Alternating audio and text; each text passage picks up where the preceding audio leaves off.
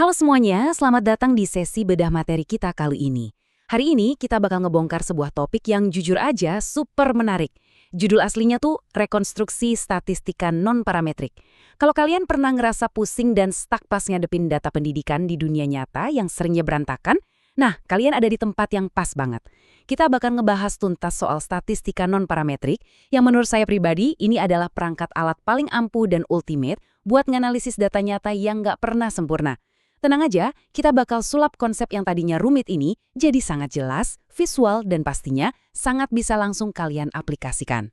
Oke, ini dia rute perjalanan kita hari ini. Kita bakal mulai dari ngeliat realitas data pendidikan, masuk ke konsep non-parametrik, terus langsung praktek ngebahas uji tanda, uji Wilcoxon, sampai uji binomial. Dan pastinya di akhir nanti kita bakal bahas gimana cara milih alat yang paling pas buat kalian. Sip, bagian pertama, realitas data di dunia pendidikan. Kita mulai ya. Gini, di buku teks statistik, kita tuh sering banget diajarin kalau sampel penelitian itu pasti ukurannya besar. Terus datanya selalu ngebentuk kurva lonceng yang sempurna, atau yang sering kita sebut distribusi normal. Tapi, mari kita jujur aja deh. Di lapangan, wah itu sih lebih sering jadi mitos doang daripada kenyataan. Terus, apa yang sebenarnya harus kita lakuin kalau data kita ternyata nggak normal secara sempurna? Atau gimana kalau ukuran sampel kita tuh cuma satu kelas yang isinya 15 siswa? Itu kan terlalu kecil buat uji tradisional kayak uji T ya kan? Ini tuh rasa frustrasi yang nyata banget. Apalagi kalau di penelitian pendidikan, di mana kita sering banget ketemu sama sampel kecil, nilai yang super ekstrim alias outlier, atau pakai skala ordinal kayak survei kepuasan Likert. Pakai alat tradisional di kondisi kayak gini tuh ibarat maksa masukin pasak kotak ke lubang bundar. Nggak bakalan bisa tanpa melanggar aturan dasar sains. Masuk ke bagian 2, non-parametrik. Ini dia jagoan kita yang super tangguh. Nah, disinilah sang pahlawan kita muncul. Dan tolong dilurusin dulu ya satu hal ini, metode non-parametrik ini sama sekali bukan rencana cadangan yang buruk. Sama sekali enggak.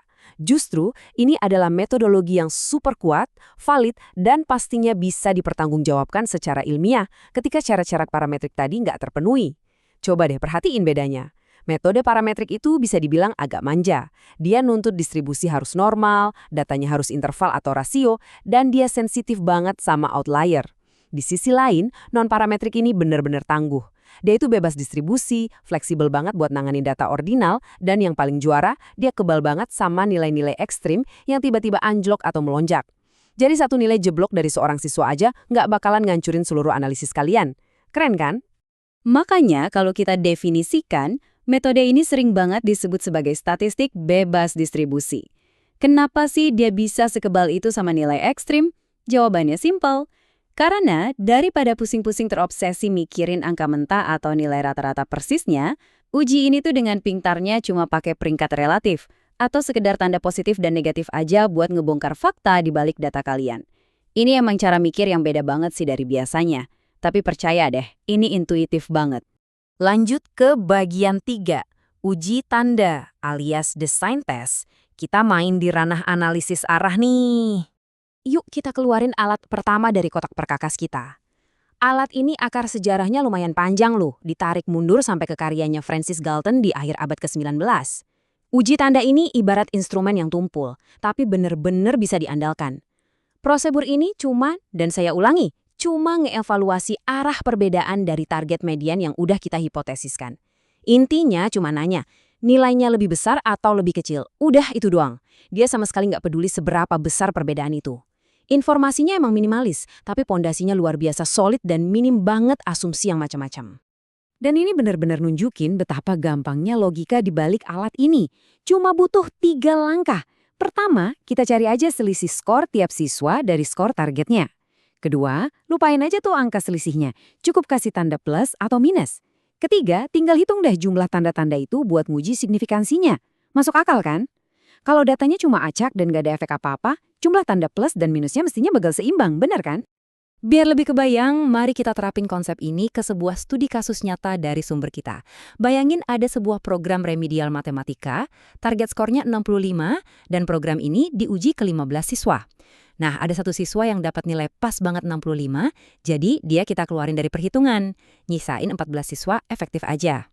Dari 14 siswa ini, ternyata ada 10 siswa yang dapat tanda plus dan cuma 4 yang minus. Wah, kelihatannya sukses besar kan? Tapi eits, tunggu dulu. Pas kita masukin angka-angka ini ke formula uji tanda, nilai p-value yang keluar ternyata 0,090. Angka ini tuh masih lebih gede dari batas standar kita yang 0,05. Artinya apa? Secara statistik, perbaikan ini belum bisa dibilang signifikan. Nah, ini nih salah satu kelemahan instrumen tumpul tadi. Kita butuh sampel yang lebih banyak buat benar-benar ngebuktiin klaim kita. Oke, kita masuk ke bagian 4, uji Wilcoxon Signed Rank, atau uji peringkat bertanda. Alat kedua kita ini ditemuin di tahun 1945 oleh Frank Wilcoxon. Dan percayalah, ini adalah upgrade besar-besaran dari uji tanda tadi. Kenapa saya bilang gitu? Karena Wilcoxon ini pakai informasi yang jauh lebih kaya. Alih-alih cuma ngelihat arah kayak tadi, uji ini juga ngelihat seberapa besar atau magnitudo dari perbedaan tersebut. Kalau tadi uji tanda itu ibarat palu godam, nah uji Wilcoxon ini tuh kayak penggaris yang super presisi. Faktanya nih, efisiensinya nyaris nyamain uji T-parametrik loh, bener-bener sekuat itu. Prosedurnya emang agak sedikit lebih panjang, tapi logikanya tetap aja brilian. Langkah pertama, kita hitung dulu selisih absolut dari target. Langkah kedua, kita kasih peringkat atau ranking buat perbedaan-perbedaan tadi, dari yang angkanya paling kecil sampai yang paling gede. Nah, bagian yang paling pinternya ada di sini. Kalau ada nilai yang seri atau sama, mereka bakal dikasih peringkat rata-rata. Pinter banget kan? Terakhir, langkah ketiga, kita tempelin lagi tanda asli plus minusnya ke peringkat tersebut. Coba kita lihat gimana peringkat ini kerja di studi kasus tentang motivasi siswa dari sekolah. Di sini, sampelnya cuma 12 siswa dan skor targetnya 70. Setelah dihitung, peringkat positifnya itu totalnya dapat angka 49, sementara yang negatif cuma 16. Kelihatan jelas kan, jauh lebih banyak siswa yang termotivasi tinggi dan marginnya juga besar. Tapi, sayang seribu sayang, karena sampelnya ini kecil banget, p-value yang didapat adalah 0,131. Tetap aja nggak signifikan di level 5%. Terus pesan moralnya apa nih? Gini, sehebat dan secanggih apapun alat statistik yang kalian punya, kalau ukuran sampelnya terlalu kecil, itu bakal selalu ngebatasin seberapa yakin kalian bisa narik kesimpulan soal populasi besarnya. Lanjut ke bagian 5, uji binomial. Ini dia si spesialis data biner kita. Kalau Wilcoxon tadi adalah penggaris presisi, maka uji binomial ini adalah sang spesialis tulen. Uji ini diciptain khusus buat skenario dikotomis. Maksudnya, skenario yang cuma ada dua pilihan mutlak, ya atau tidak, lulus atau gagal, tuntas atau tidak tuntas. Jadi, poin krusialnya di sini adalah uji ini membandingkan proporsi sampel kalian dengan target proporsi populasi yang dihipotesiskan. Dan karena dia pakai distribusi matematis yang eksak, alias pasti, dia sama sekali nggak butuh asumsi normalitas, bebas lepas pokoknya. Langkah-langkahnya juga langsung to the point. Pertama, identifikasi dulu kategori biner kalian. Kedua, hitung proporsi sukses yang kelihatan di data. Dan ketiga, bandingin angka itu sama probabilitas binomial eksaknya. Dan tahu nggak sih, fakta yang super menarik dari sini? Ternyata, uji tanda yang kita bahas panjang lebar di awal tadi, itu tuh sebenarnya cuma kasus khusus dari uji binomial ini. Tepatnya ketika peluang targetnya diset pas di angka 50% atau 0,5. Menarik banget ya? Biar makin nempel, mari kita bayangin skenario dari Dinas Pendidikan nih. Ada seorang pengawas yang matok target tingkat kelulusan di angka 70%. Dia kemudian ngambil sampel 25 siswa, dan ternyata 20 diantaranya lulus. Berarti tingkat kelulusan di sampel itu adalah 80%. Wow, 80% kan lebih gede dari 70%. Kelihatannya menjanjikan banget ya. Tapi tunggu dulu, pas data ini dimasukin ke uji binomial, nilai p-value-nya itu nyentuh angka 0,217. Loh, kok gitu? Artinya kemungkinan dapat 20 siswa lulus dari 25 siswa itu tuh sebenarnya sangat mungkin terjadi cuma karena kebetulan doang. Jadi bukti itu belum cukup kuat buat ngebuktiin secara statistik kalau seluruh populasi di sekolah tersebut udah benar-benar nyampe target 70%. Terakhir, bagian 6, memilih alat. Waktunya kita tarik benang merahnya.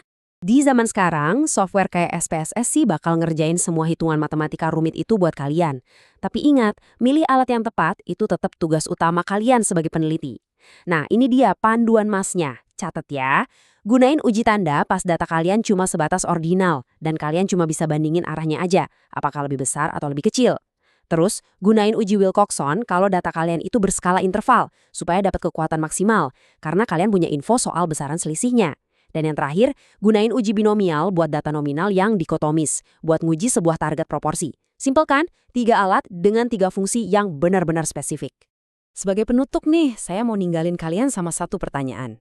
Apakah kalian masih bakal terus-terusan maksain data pendidikan kalian yang berantakan itu supaya seolah-olah terlihat normal secara artifisial? Atau, apa sekarang kalian udah benar-benar siap buat make alat non-parametrik yang tepat dan valid buat ngerjain itu semua? Pilihan tentu aja ada di tangan kalian. Tapi seenggaknya sekarang kalian udah punya bekal ilmu buat milih dengan tepat. Terima kasih banget ya udah nemenin saya mendalami wawasan statistik ini. Sampai jumpa di sesi bedah materi kita selanjutnya.